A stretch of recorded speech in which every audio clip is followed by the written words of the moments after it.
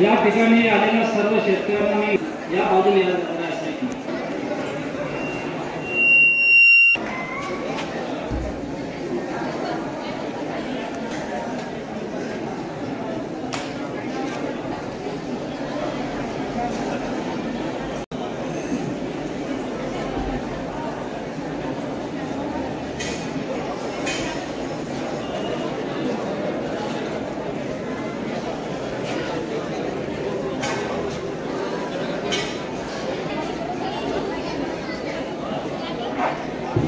पाठीमागे मंडळी सर्व त्यांनी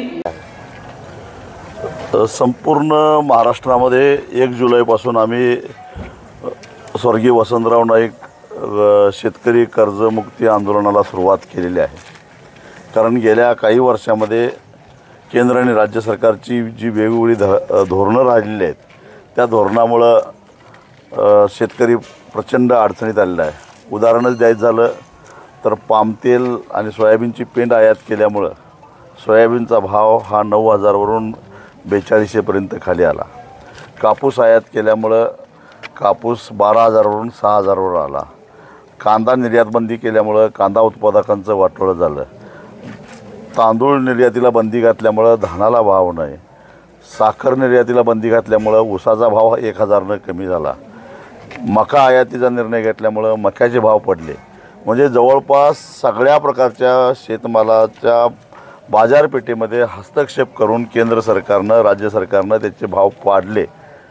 पर्यायानं शेतकऱ्यांना उत्पादन खर्चापेक्षा कमी किमतीमध्ये आपला शेतीमाल विकावा लागला आणि त्यामुळं शेती करण्यासाठी जे कर्ज काढलेलं आहे ते कर्ज त्याला फेडता आलं नाही। कर्जबाजारीपणा त्याच्या वाट्याला आला आणि म्हणून महाराष्ट्रामध्ये देशात सर्वाधिक जास्त आत्महत्या होत आहेत। हे चित्र भूषणावं नाही आहे। दररोज जवळपास 13 शेतकरी आत्महत्या करत आहेत आणि याला सर्वस्वी जबाबदार केंद्र सरकार आहे, राज्य सरकार आहे। म्हणून ज्या पद्धतीनं उद्योगधंदे तोट्यात आले म्हणून गेल्या 10 वर्षांमध्ये या देशातल्या उद्योगपतींची 14,56,000 कोटीची कर्ज राईट ऑफ केली गेली। तसंच शेतकऱ्यांचं जो तोटा झाला, शेतकऱ्याला जो कर्जबाजारीपणा आला त्याचं कारण सरकारचं धोरण आहे। त्यामुळे शेतकऱ्याचा 7/12 कोरा झाला पाहिजे आणि म्हणून ज्या स्वर्गीय वसंतराव नाईक यांनी महाराष्ट्रामध्ये हरित क्रांती यशस्वी केली त्याच वसंतराव नाईकांच्या नावानं शेतकऱ्याचा 7/12 कोरा करण्याचं धोरण सरकारनं राबवलं पाहिजे आणि म्हणून वसंतराव नाईक कर्जमुक्ती आंदोलनाला सुरुवात आम्ही केलेली आहे।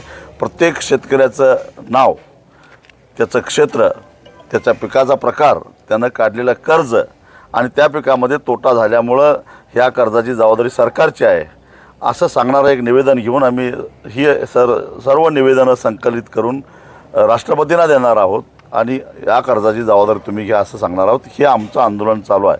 त्या आंदोलनाचा प्रसार करण्यासाठी आणि त्याचा जास्तीत जास्त सहभाग शेतकऱ्यांनी नोंदवावा यासाठी या भागामध्ये मी दौऱ्यावर आलेलो आहे। पत्रकार परिषद घेऊन सांगितलं की राज्य सरकारचा डाव आहे की ही विधानसभा निवडणूक 1 महिना पुढे ते ढकलावी म्हणून। निवडणूक कधीही ढकलली तरी या महाराष्ट्रातला जो ग्रामीण भागातला शेतकरी आहे तो प्रस्थापितांना धडा शिकवल्याशिवाय राहणार नाही। चालू आहेत, अजून मूर्त स्वरूप आलेलं नाही पण प्रयत्न चालू आहे। किती जागा लढणार आहेत? सगळ्याच जागा, कारण शहरी व ग्रामीण भागातील सगळ्या सामाजिक संघटना ना बरोबर घेऊन त्या मतदारसंघातला आश्वासक, त्याचबरोबर स्वच्छ हाताचा, स्वच्छ चारित्र्याचा आणि ज्याच्याकडे विजन चांगला आहे अशा चेहऱ्यांना आम्ही आमची सगळ्यांची ताकद पाठीमागे लावून तिसरी नाही पहिली म्हणावं लागेल। पहिले 2 का आम्ही काय उपेक्षित आहोत, खरे लढणारे लोक आम्ही आहोत। त्यामुळं चळवळीची पार्श्वभूमी असणारे वेगवेगळे सामाजिक संघटना, मग ते शहरातील असोत किंवा खेड्यातील असोत, छोटे मोठे पक्ष ज्यांची पार्श्वभूमी चळवळीची आहे अशा सगळ्यांना एकत्रित करण्याचा एक आमचा प्रयत्न आहे। बच्चू कडू यांनी मोठं विधान केलं आहे की जशी बांगलादेशची परिस्थिती झाली तशीच भारताची होती। जर अशा पद्धतीनं सरकारच्या धोरणामुळं शेतकऱ्यांचा तोटा व्हायला लागलेला आहे हे जेव्हा शेतकऱ्यांच्या डोक्यात येईल, त्यांच्या लक्षात येईल, त्यावेळी शेतकरी बंड करून उठणारच आणि ते बंड शमवणं सरकारला अवघड जाईल। कांद्याचे प्रति मी कालच पंतप्रधानांना पत्र लिहिलेलं आहे की बांगलादेशमध्ये आज जे काय अराजकता निर्माण झालेली आहे त्यामुळं बांगलादेशच्या दिशेने जाणारा जो शेतीमाल आहे तो रस्त्यावर अडून पडलेला आहे. विशेषतः नाशिक जिल्ह्यातला आणि पुणे परिसरातला जो कांदा आहे तो नाशवंत आहे आणि अशा पद्धतीनं ट्रकमध्ये जर तो राहिला तर सडून जाईल, खराब होईल. तेव्हा तातडीनं बांगलादेश सरकारशी जे काय आता अस्तित्वात आहे त्याच्याशी संपर्क साधून हा व्यवहार सुरळीत करावा अशी मागणी पंतप्रधानांना एका पत्राद्वारे कालच मी केलेली आहे. तुकारांना बाहेर काढलं त्यामुळे त्याचा काही परिणाम होणार आहे का आपल्या विधानसभेत? काही फरक पडणार नाही.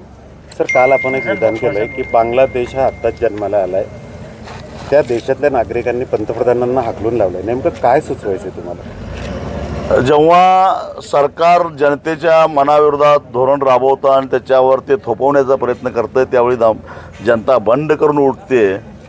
हे उदाहरण बांगलादेशच्या जनतेनं दाखवून दिलेलं आहे. ती वेळ भारतामध्ये येऊ नये यासाठी वेळीच सावरा अशा अर्थानं ते मी बोललो. मागच्या काही काळामध्ये शिंदे यांची 2 वेळा भेट घेतली, कसं पाहता?